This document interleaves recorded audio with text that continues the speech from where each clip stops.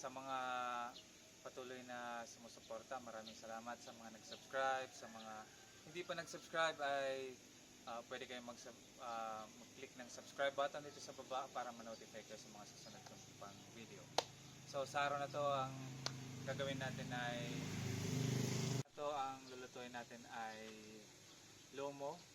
Tinatawag na lomo dito sa Visayas. At ito ay parang dinuguan, pero may sabaw lang siya. Mas maraming sabaw kaysa sa dinuguan. So, yan.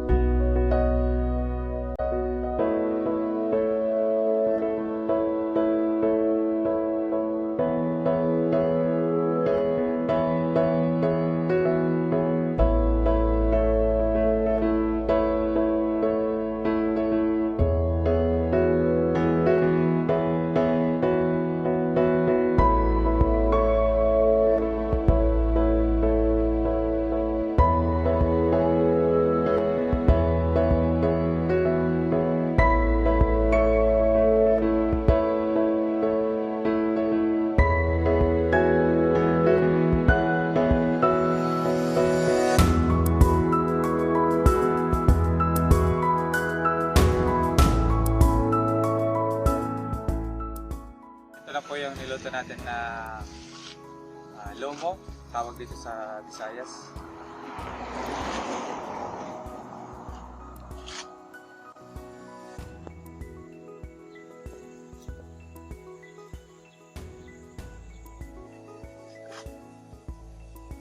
Okay, so yun po yung recipe natin sa araw na to. Maraming salamat sa panonood.